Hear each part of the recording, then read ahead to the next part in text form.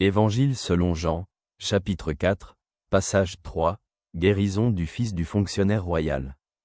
Après 2 jours, il partit de là pour la Galilée, car Jésus lui-même a témoigné qu'un prophète n'est pas honoré dans son propre pays. Mais quand il arriva en Galilée, les Galiléens l'accueillirent, car ils avaient vu tout ce qu'il avait fait à Jérusalem pendant la fête. Eux aussi étaient à la fête.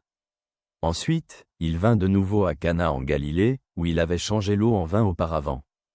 Et à Capharnaüm, il y avait un fonctionnaire royal dont le fils était malade. Ayant appris que Jésus venait de Judée en Galilée, il alla vers lui et le pria de venir guérir son fils, qui était mourant.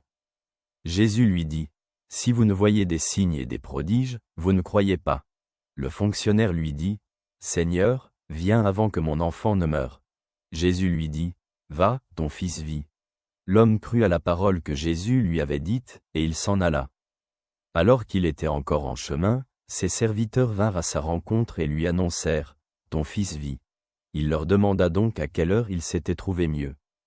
Ils lui dirent, « Hier, à la 7e heure, la fièvre l'a quitté. » Le père reconnut donc que c'était à l'heure où Jésus lui avait dit, « Ton fils vit », et il crut, lui-même ainsi que toute sa maison.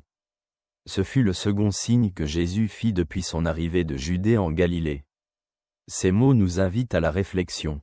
Dans cet extrait de l'Évangile selon Jean, après 2 jours passés en Samarie, Jésus retourne en Galilée, où il est chaleureusement accueilli par les Galiléens qui avaient vu ses miracles à Jérusalem.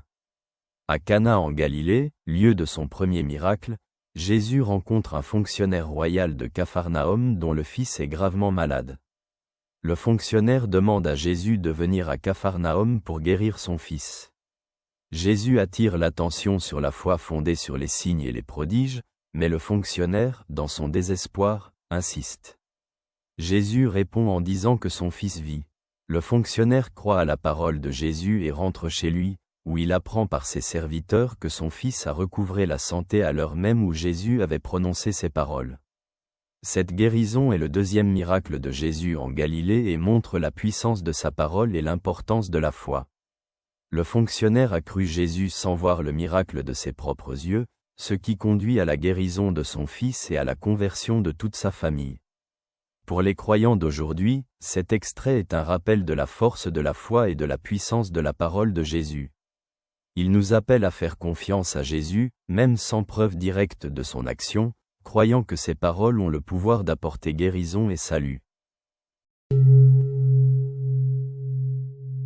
Si tu prends plaisir à nos discussions et que tu souhaites voir émerger de tels sujets, tu peux soutenir cette initiative.